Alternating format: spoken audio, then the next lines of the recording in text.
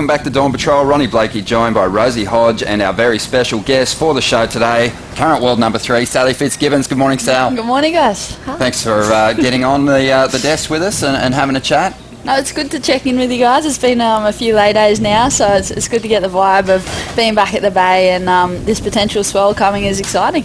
Sal, tell us a little bit about what's been going on in your life. You've got a disco ball on your finger. What's going on there? It's been a bit of an exciting, time since France, since our European leg, and went away and went, on vacation. I haven't been on a non-working holiday, I think, since I was about 10. And went away with my then boyfriend and came back engaged. So I'm pretty excited to have a fiancé and someone to enjoy the ride and journey with me. Beautiful. And obviously, Sally, you're so close to your family, and we just look at you and Trent. You said yes, obviously, and just amazing. You know, you can see the happiness just glowing on your face. And obviously, you're so close to your family. They'll probably, your mom, Mary, super excited for you, your brothers, and then we also see you traveling with your dad a lot. So, the reaction from them. And will we see your dad or Trent traveling with you next year? Oh, I think it was a bit of a surprise. It was definitely a spontaneous time in our life, but it really brings your family super close together, and just for everyone, for my fiancé Trent's family as well, to all come together and celebrate. Just really special moment, and I think it's definitely capped off the year. Nothing will really beat that. So I think in Australia what people want to know is, are you going to be barracking for Penrith next year, or are you going to stick with St George? Well, Trent's changing teams. I've got to follow my heart, so I think I'm going to be transitioning into a Panther, which is pretty big news in Australian rugby leagues for Rosie. So, no. Well, Mick Fanning will be happy. That's his team as well. Yeah, exactly. But let's get back to your performances this year. I think Fiji will go down as probably the gutsiest performance we've ever seen on the Women's Championship Tour. Do you reflect on that event now as the highlight of your career?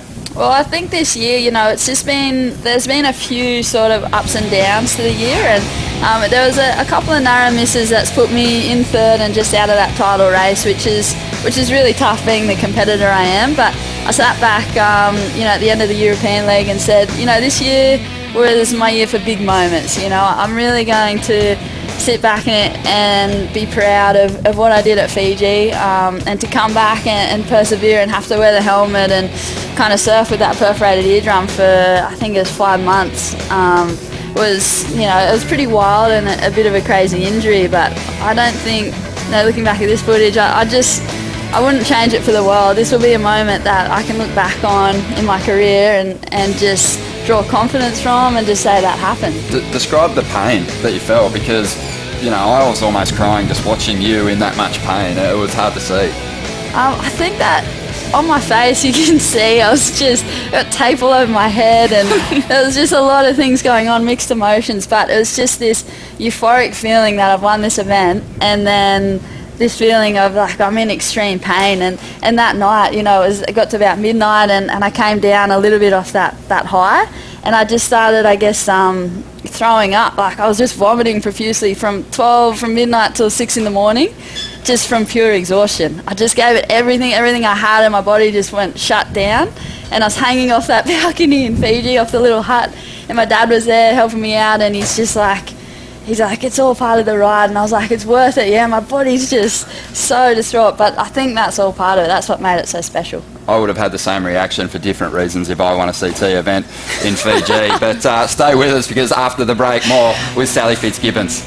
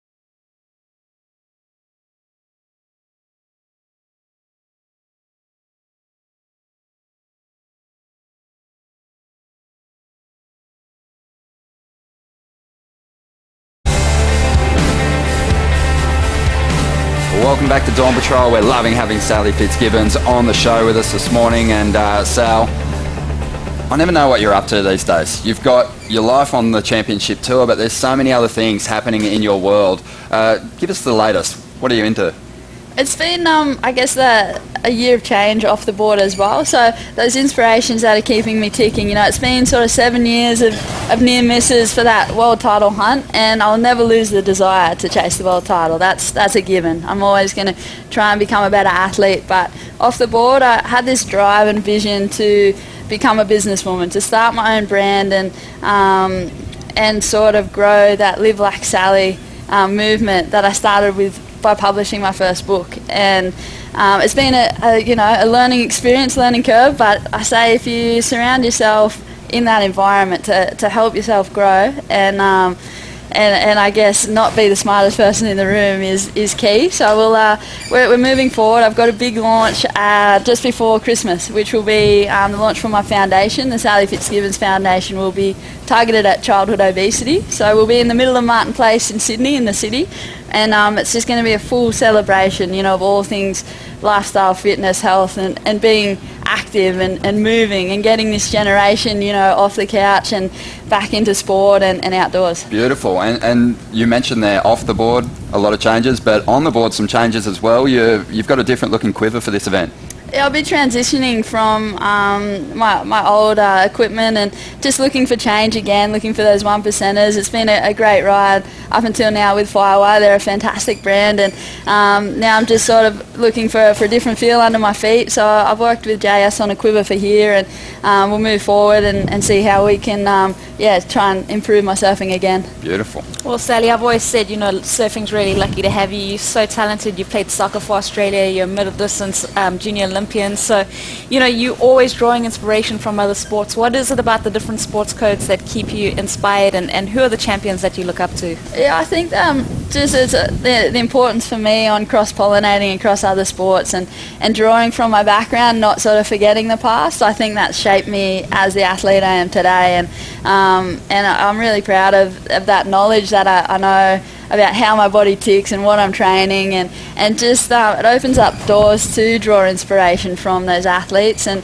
as well tying in any of the things moving forward with my brand and foundation. I'll have other athletes in there, and I think that creates a great dynamic for kids to not only look to what I'm up to, but what we are up to collectively as athletes. Sal, in Australia, a lot of people don't know that, but our biggest sporting program, Wild World of Sports, you host regularly. What's it like for you interacting with some of your sporting heroes when you're doing that program? Well, from a young age, I just, having that huge passion for sport, it's just like, well, I'm watching it, why not go and talk about it? And that's where I got the foot in the door to work with great crew at Wild World of Sport, and just being in studio and just actually interviewing athletes, not being the interviewee, is wild. I'm just in awe of some of these athletes sitting there, and it's almost like, oh, wow, I got to ask the question, and you really got to be on the ball, and it makes me tick. It's got that adrenaline to it, just like surfing. So I think having all those different things is going to keep me,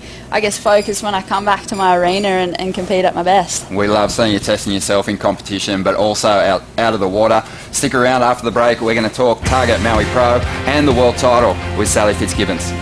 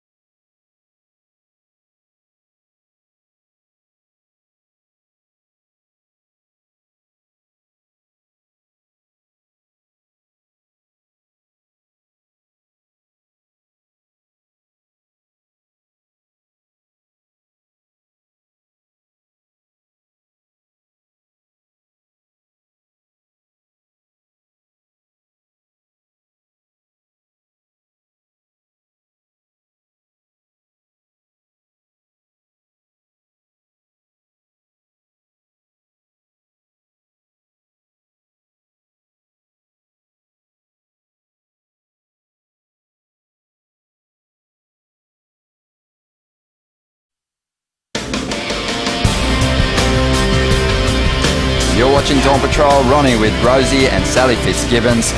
Sal, Honolulu Bay, the last stop on the championship tour for 2015, and really one of the rare times that we've got to the end of the season and you're not in title contention.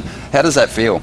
It's a bit of a strange feeling. It's not like, I guess at this stage, it's not like awesome. Like usually I've come in here with those extra added nerves that come with a title race. I guess sitting here now, it is a relaxed feeling. I've come because I just want to put in that really strong performance. I want to finish with a win. Like that's all I'm focused on this event.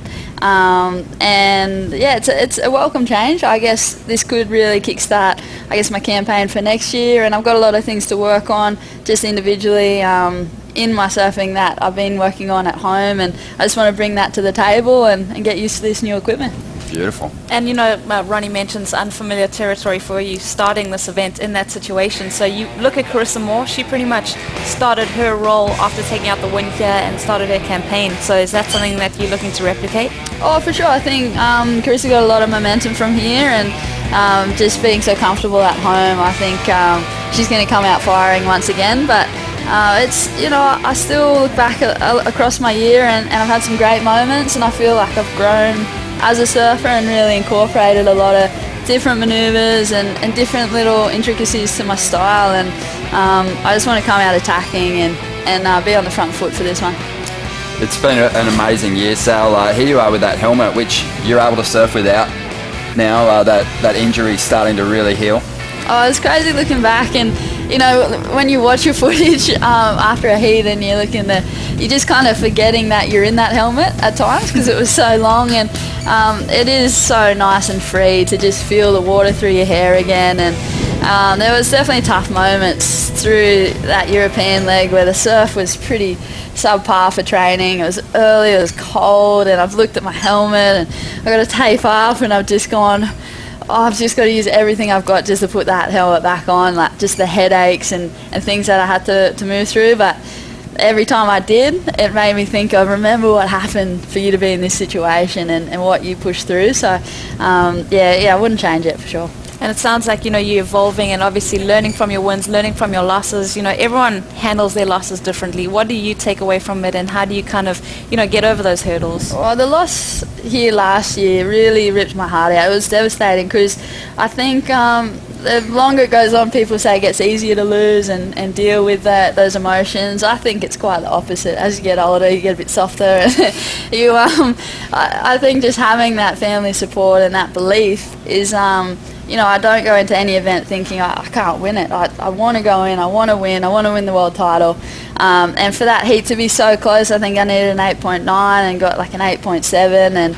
And I just remember, I looked back over my shoulder, I just paddled into the bay and just paddled into the trees and just had to have a think. Like, it's just that emotion pours out of you, and I'm not afraid to wear my heart on my sleeve because I think it's great for people to see that are following the tour and that next generation to go after it. It's not like uncool to try. It's like, if you really want it and are passionate about it, chase it. And it took a lot of rebuilding, but I think that's given me a lot of strength to come back this year. And we've heard rumours of you running marathons after heat losses, and you actually had your family on the point here. Is it true you walked home after that loss? Yeah, last year I wandered into the bushes. I was pretty distraught. I had a lot of emotion, a lot of tears, and I tried to really say to myself, like, don't walk out of this forest until you believe that you're a champion and that you can come back from this. And I did wander a little further than I thought, and I was wandering back across the road, and it's a true testament to the people here that